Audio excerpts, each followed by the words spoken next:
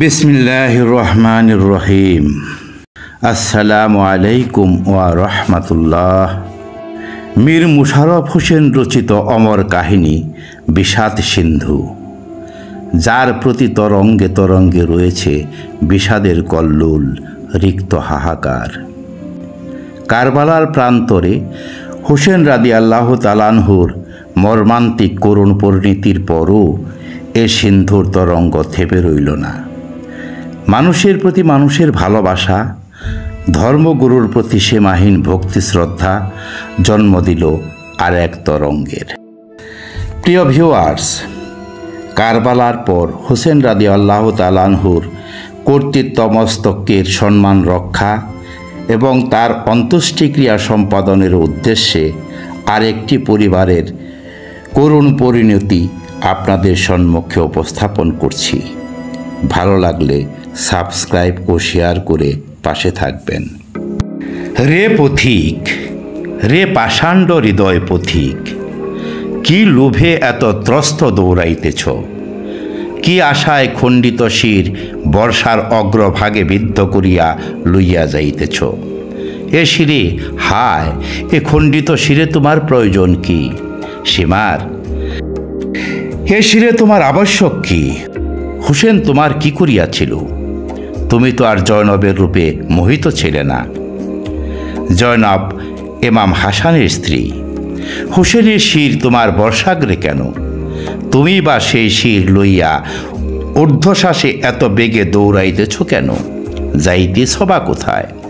সীমার, একটু দাঁড়াও, আমার প্রশ্নের উত্তর দিয়া যাও। কার সাধ্য তোমার গমনে বাধা দেয়? কার ক্ষমতা তোমাকে কিছু বলে? একটু দাঁড়াও।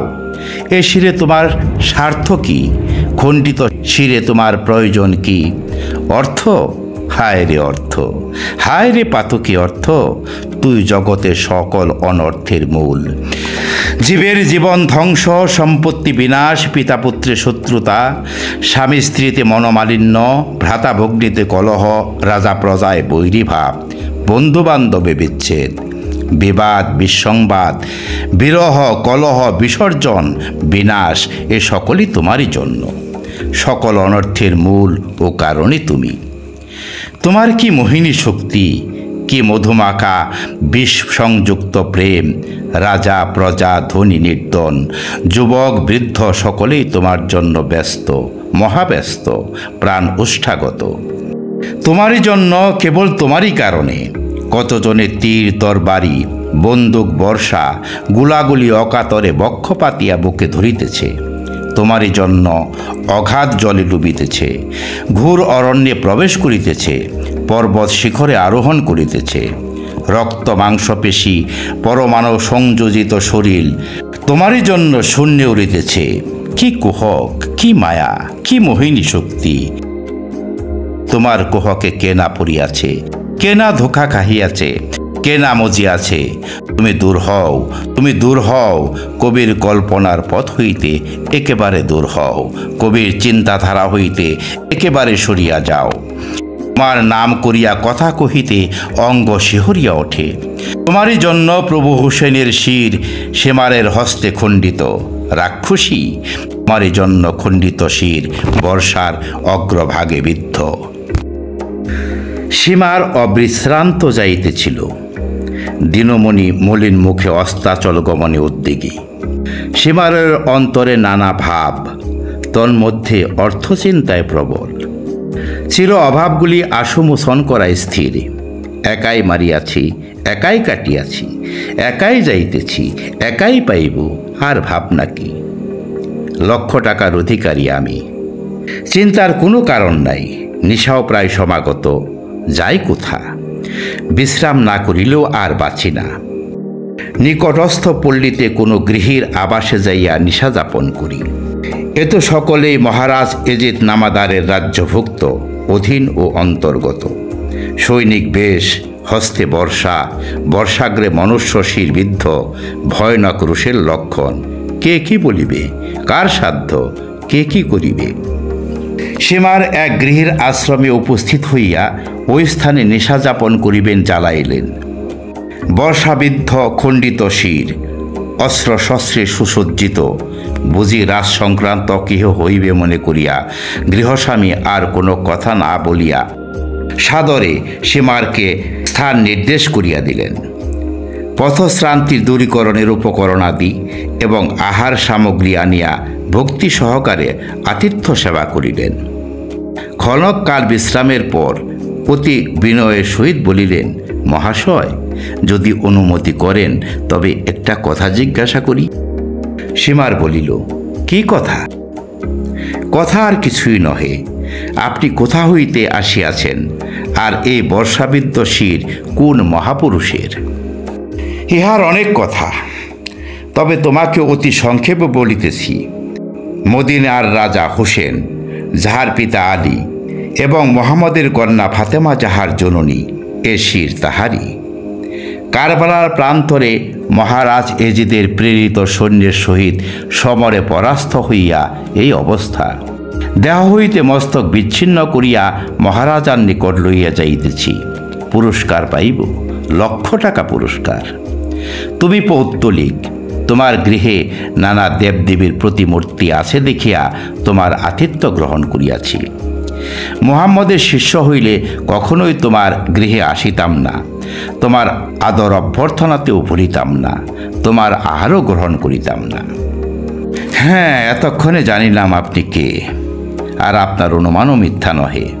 আমি একাশ্বরবাদী নহি, নানা প্রকার দেবদেবী আমার উপাস্য।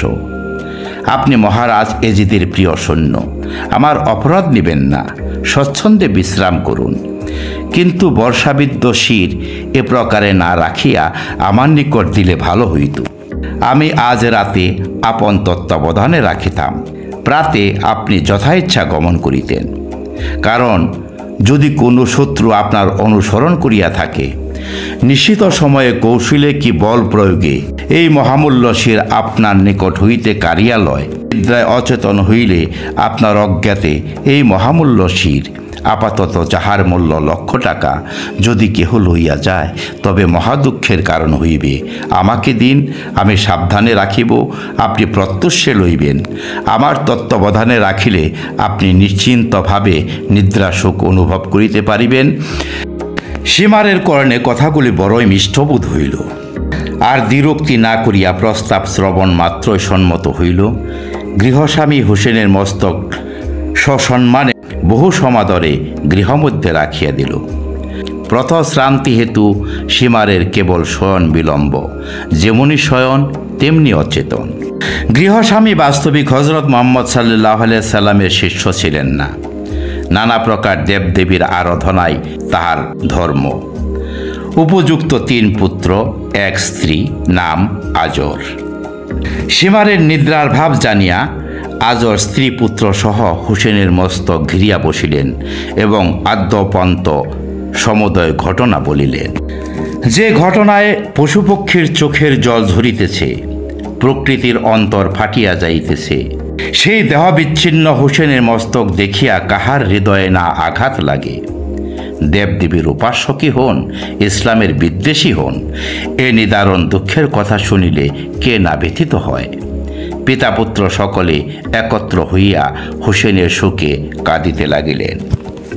আজর বলিলেন, মানুষ মাত্রেই এক উপকরণে ঘটিত এক ঈশ্বরের সৃষ্টি। জাতিভেদ, ধর্মভেদ সেও সর্বশক্তিমানের লীলা।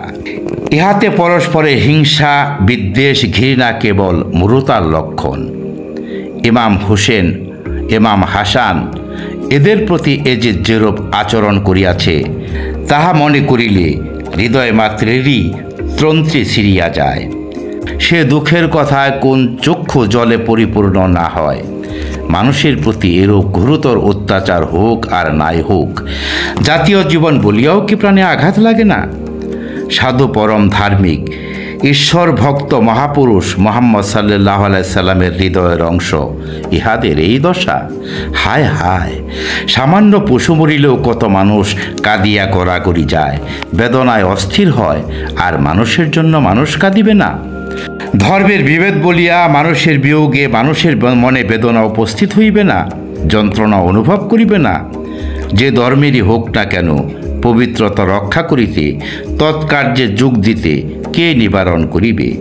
মহাপুরুষ মোহাম্মদ পবিত্র, হাসান পবিত্র, হুসেনের মস্তক পবিত্র। এই সেই পবিত্র মস্তকের এত অবমাননা? যুদ্ধে হত হইয়াছে বলিয়া কি এত তাচ্ছিল্য? জগৎ কয়দিনের? এজিদ, তুই কি জগতে অমর হইয়া আসিয়াছিস? জীবশূন্য দেহের স্বগতির সংবাদ শুনিয়া কি তোর চিরজ্বলন্ত অগ্নিরোষ নির্বাপিত হইত না? তোর আকাঙ্ক্ষা কি যুদ্ধ জয়ের সংবাদ শুনিয়া মিটিত না? হুসেন পরিবারের মহাক্রন্দনের রোল সপ্ততল আকাশ ভেদ করিয়া অনন্ত ধামে অনন্তরূপে প্রবেশ করিয়া অনন্ত সুখ বিকাশ করিতেছে। ঈশ্বরের আসন টলিতেছে। তোর মনকে এতই কঠিন যে জীবশূন্য শরীরের শত্রুতা সাধন করিতেছিস। তোকে কোন ঈশ্বর গড়িয়াছিল জানি না, কি উপকরণে তোর শরীর গঠিত তাহাও বলিতে পারি না।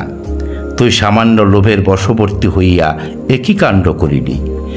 তোরে এই অমানসিক কীর্তিতে জগৎ কাঁদিবে, পাষাণ গলিবে। এই মহাপুরুষ জীবিত থাকিলে এই মুখে কত শত প্রকারে ঈশ্বরের গুণকীর্তন হইত, কত কাল ঈশ্বরের মহত্ব প্রকাশ হইত। তাহা কি ইয়ত্তা আছে? তুই অসময়ের মহারিষি হোসেনের প্রাণ হরণ করিয়াছিস, কিন্তু তোর পিতা ইমাম বংশের ভিন্ন নহেন। তাহার হৃদয় এমন কঠিন প্রস্তরে গঠিত ছিল না। তাহার ঐরসে জন্মিয়া তোর একই ভাব, রক্ত মাংস বীর্য গুণ আজ তোর নিকট পরাস্ত হইল। মানব শরীরের স্বাভাবিক গুণ আজ বিপরীত ধাপ ধারণ করিল। যাহা হোক, আজরের প্রতিজ্ঞা, জীবন থাকিতে হুসেনের শির দাবেশকে লইয়া যাইতে দিবে না। যত্নের সহিত আদরের সহিত ভক্তি সহকারে সে মহাপ্রান্তর কারবালায় যাইয়া শির শূন্য দেহের সন্ধান করিয়া স্বগতির উপায় করিবে। প্রাণ থাকিতে এ শির আজর ছাড়িবে না। ধন্যবাদ।